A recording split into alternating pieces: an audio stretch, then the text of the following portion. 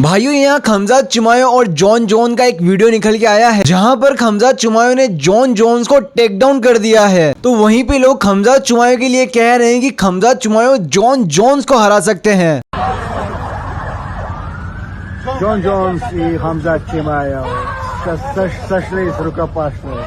Кто кого? Кто кого? О, Джон полезен. माशाल्लाह, убежал Джон। तो मैं आपको बता दूं ऐसा नहीं है, वो सिर्फ एक मजाक था और मजाक की फाइट में और ऑक्टागोन की फाइट में बहुत फर्क होता है। खमजात चिमायो बहुत पावरफुल है, इसमें कोई शक नहीं है, लेकिन वो जॉन जोन को नहीं हरा सकते हैं। अगर आपने वो वीडियो ध्यान से देखा है तो आपने ये चीज नोटिस की होगी कि जॉन जोन्स ने वहां पर खुद से पैर ऊपर किए थे। और भाइयों मुझे यहाँ पे एक्सप्लेन करने की बिल्कुल भी जरूरत नहीं कि जॉन जोन्स ने इतने साल तक हैवी वेट में रूल किया है, उनको भी यहाँ पर प्रूफ करने की जरूरत नहीं है कि वो कौन है। देखो अगर मैं अपना ओपिनियन दूं इन दोनों की फाइट को लेके, जॉन जोन की रेसलिंग और स्ट्राइकिंग दोनों ही नेक्स्ट लेवल है। अगर आपको नहीं पता तो मैं आपको बता दूं कि जॉन जोन्स भी एक रेसलर बैकग्राउंड से ही आते हैं। अगर खमजात चिमायो उनको ग्राउंड गेम पे लेके भी चले गए तो उनको होल्ड नहीं कर सकेंगे, और अगर वो फीट पे लड़ते हैं तो इसमें कोई शक नहीं कि जॉन जोन उनको नॉकआउट भी कर सकते हैं। और एक इंटरव्यू में खमजात चिमायो से पहले पूछा भी था कि अगर आप जॉन जोन से अगेंस्ट फाइट करोगे तो क्या होगा। वहीं खमजात चिमायो ने रिप्लाई किया था he is a next level और उस जैसा फाइटर कोई नहीं है। और भाइयों अचानक से क्या हो गया है जो दागिस्तानी फाइटर अचानक से हारने लगे हैं।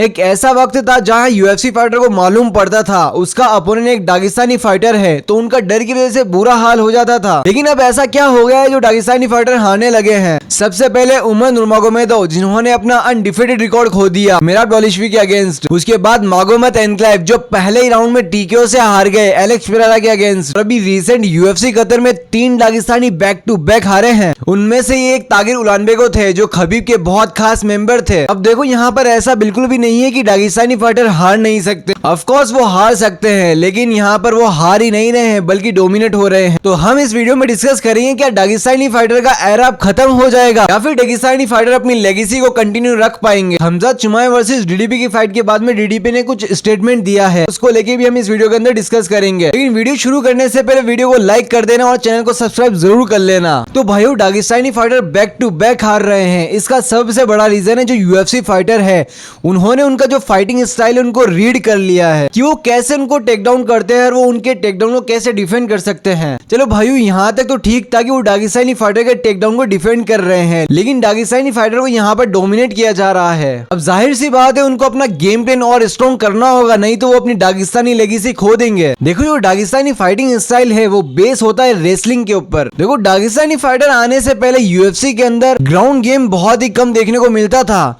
ऐसा नहीं है कि वहाँ पे हमें बिल्कुल भी ग्राउंड गेम देखने को नहीं मिलता था। सभी यूएफसी फाइटर अपनी स्ट्राइकिंग और अपनी किक्स के बेस के ऊपर अपनी फाइटिंग को चलाते थे। लेकिन जब से दागिस्तानी फाइटर एंटर हुए हैं ऑक्टागोन के अंदर तब से हमें रेसलिंग और ग्रैपलिंग बहुत ज्यादा देखने को मिली है। जब दागिस्तानी रेसलिंग और ग्रैपलिंग शुरू में एंटर हुई तो ऑक्टागोन के अंदर तब किसी भी यूएफसी फाइटर के पास जवाब नहीं था उनकी रेसलिंग का। और जो सबसे पहले दागिस्तानी फाइटिंग स्टाइल लेके आए थे ऑक्टागोन में वो तो हबीब नुरमागोमेदोव, और उनकी ही लेगेसी को आगे लेके चल रहे हैं सभी दागिस्तानी फाइटर। अब देखो यहाँ पे जितने भी दागिस्तानी फाइटर के अपोनेंट होते हैं वो यहाँ पे एक स्पेसिफिक कैंप करते हैं दागिस्तानी फाइटर से अगेंस्ट फाइट करने के लिए, और उस कैंप में वो खुद को ट्रेन करते हैं कि वो कैसे अपने अपोनेंट की रेसलिंग को टक्कर दे सकते हैं और उनके टेकडाउन को कैसे डिफेंड कर सकते हैं। देखो मेराब ने कैसे टक्कर दी थी उमर नुरमागोमेदोव को, तो मिराट डोलिशवी प्रैक्टिस करते हैं जॉर्जिया के अंदर और वहाँ की रेसलिंग काफी अच्छी है और उनका रेसलिंग टेकडाउन डिफेंस भी बहुत अच्छा है। और हमने देखा है कि मिराट डोलिशवी वर्सेस उमर नुरमागोमेदोव की फाइट में उमर नुरमागोमेदोव को बहुत तकलीफ का सामना करना पड़ रहा था मिराट डोलिशवी को टेक डाउन करने के लिए। और मिराट डोलिशवी का जो कार्डियो है वो बहुत ज्यादा अच्छा है, वो लास्ट राउंड तक नहीं थकते हैं। और अगर हम वही बात करें दागिस्तानी फाइटर के कार्डियो की, उनका कार्डियो रेसलिंग बेस होता है। दागिस्तानी फाइटर का जो अपोनेंट होता था अगर वो उनके टेक डाउन को डिफेंस कर लेता है तो उनको वहां पर स्ट्राइकिंग करनी पड़ती थी, और उनका जो स्ट्राइकिंग का कार्डियो होता है वो इतना स्ट्रॉन्ग बिल्कुल भी नहीं होता है, क्योंकि स्ट्राइकिंग के कार्डियो में और रेसलिंग के कार्डियो में दोनों ही बहुत फर्क होता है। और यही सबसे बड़ा बड़ा रीजन है कि दागिस्तानी फाइटर हारने लगे हैं और इनका जो टेक डाउन टेक्निक थी